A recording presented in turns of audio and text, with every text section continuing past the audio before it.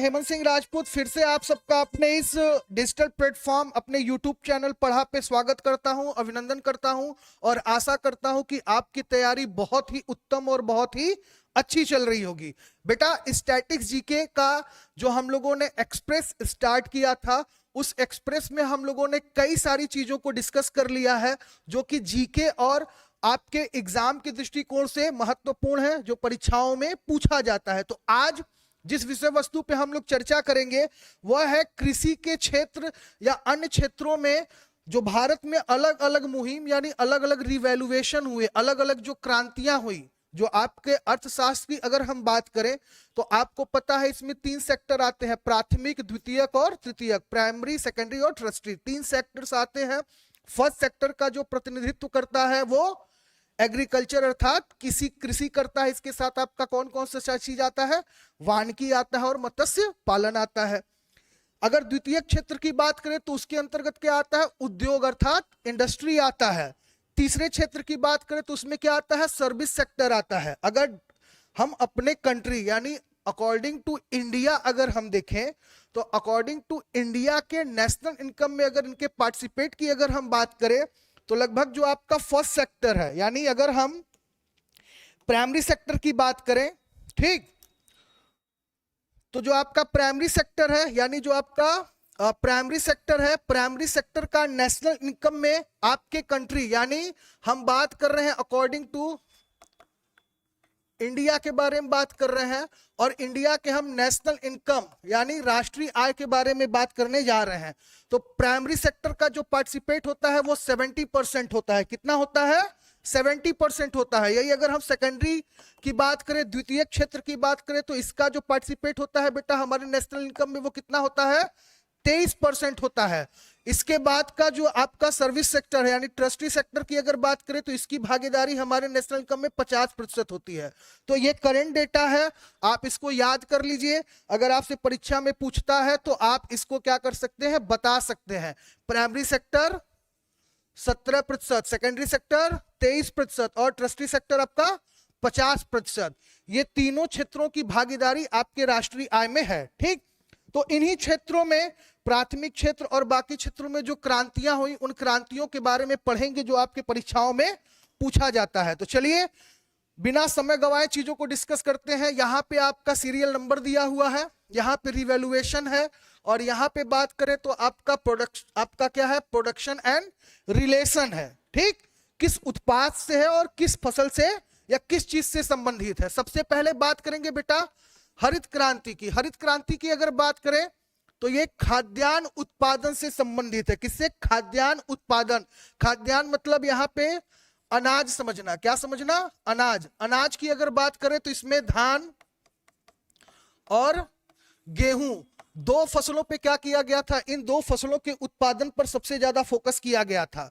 दूसरा है आपका श्वेत क्रांति, ठीक है, क्या है, श्वेत क्रांति। यह है आपका दुग्ध उत्पादन से संबंधित। भारत में दुग्ध उत्पादन को बढ़ावा देने के उद्देश्य से इस क्रांति का क्या किया गया था, शुभारंभ किया गया था। चलिए तीसरे पे आते हैं, पीली क्रांति की बात करते हैं। पीली क्रांति की अगर बात करें तो बेटा ये तिलहन उत्पादन से संबंधित है। किससे है, तिलहन उत्पादन से संबंधित है, ठीक। चलिए भूरी क्रांति की बात करते हैं। भूरी क्रांति जो है आपका उर्वरक उत्पादन, ठीक है, जैविक उर्वरक उत्पादन और बाकी उर्वरक जो कि फसलों के लिए महत्वपूर्ण होता है उससे संबंधित था। उर्वरक उत्पादन की अगर बात करें तो उर्वरक उत्पादन में विश्व में भारत का कौन सा स्थान है, कौन सा स्थान है उर्वरक उत्पादन में, तीसरा।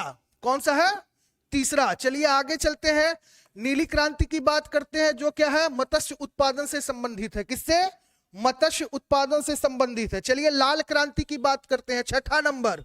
लाल क्रांति का जो संबंध है बेटा वो आपका टमाटर और मीट प्रोडक्शन अर्थात मांस से संबंधित है, मांस उत्पादन से संबंधित है। चलिए लगभग 6 क्रांतियों को हम लोग यहाँ पे डिस्कस कर लिए। आगे चलते हैं और आगे वाले क्रांतियों को हम लोग देखते हैं। 7वें नंबर पर है बेटा गुलाबी क्रांति, पिंक रिवैल्यूएशन। पिंक रिवैल्यूएशन की बात करें तो ये आपका झींगा मछली के उत्पादन से संबंधित है। किससे, झींगा मछली के उत्पादन से, ठीक। चलिए आगे चलते हैं, बादामी क्रांति की बात करते हैं और वह है आपका क्या, मसाला उत्पादन से संबंधित है। किससे, मसाला उत्पादन से संबंधित है। सुनहरी क्रांति की बात करते हैं, सुनहरी क्रांति जो है आपका फल उत्पादन से संबंधित है। किससे है? फल उत्पादन से संबंधित है। यहीं पे बात करते हैं 10वें में रजत क्रांति की। किसकी? रजत क्रांति की। रजत क्रांति जो है वो आपका एग प्रोडक्शन अर्थात अंडा उत्पादन से संबंधित है। चलिए आगे चलते हैं, 11वें सीरियल नंबर को डिस्कस करते हैं, कृष्ण क्रांति। कृष्ण क्रांति का जो संबंध है वो है आपका बायोडीजल उत्पादन। किससे? बायोडीजल उत्पादन से। वहीं अमृत क्रांति की बात करते हैं। अमृत क्रांति को अगर देखा जाए तो नदी जोड़ो परियोजनाएं, नदी जोड़ो परियोजनाओं से संबंधित है आपका कौन सा क्रांति? अमृत क्रांति। चलिए आगे चलते हैं और काली क्रांति के बारे में बात करते हैं। काली क्रांति की अगर बात करें, black revolution related to petroleum production. ठीक, black revolution related to petroleum production. ठीक, आगे चलते हैं 14वें पर गोल्डन फाइबर क्रांति। गोल्डन फाइबर क्रांति की बात करें बेटा तो ये जूट प्रोडक्शन यानी जूट उत्पादन से क्या है? संबंधित है। यानी हम लोग 13 क्रांतियों के बारे में डिस्कस कर लिए। अब हम लोग 14वें क्रांति के बारे में बात करेंगे बेटा। 14वां जो क्रांति है आपका वो है आपका गोल्डन फाइबर क्रांति। क्या है? गोल्डन फाइबर क्रांति तक हम आपको बता दिए थे, ये जूट उत्पादन से संबंधित है।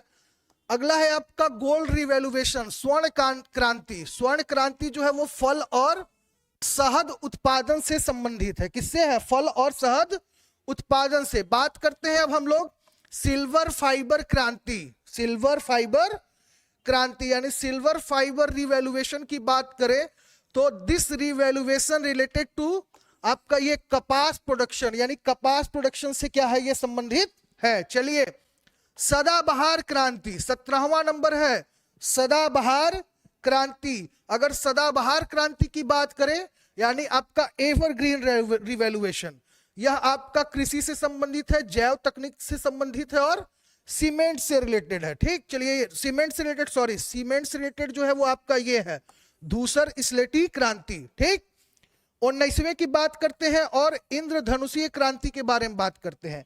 इंद्रधनुषी की अगर बात करें, ठीक है, रेनबो रिवैल्यूएशन की अगर हम बात करें, किसका?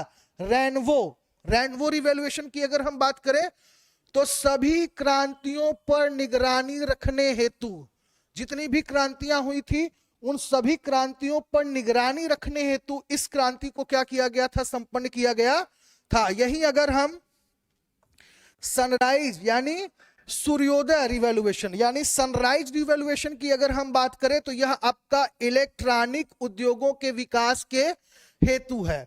तो यहां पर हम लोग कुल 20 क्रांतियों के बारे में क्या किए हैं? डिस्कस किए हैं। और ये 20 क्रांति आपके परीक्षा के दृष्टिकोण से बेटा क्या है? बहुत ज्यादा महत्वपूर्ण है। ठीक, तो आप एक एक क्रांति को बहुत ही अच्छे से देख लीजिएगा, पूरे वीडियो को देखकर इसका स्क्रीनशॉट लेकर इसको याद कर लीजिएगा। यह आपकी हर परीक्षाओं में पूछा जाता है। तो स्टैटिक्स जीके का ये वाला भी पार्ट यहाँ पे कंप्लीट होता है। पुनः फिर मैं आपसे अपने नए वीडियो के साथ मिलूंगा। तब तक चैनल को लाइक करिए, सब्सक्राइब करिए और शेयर करिए।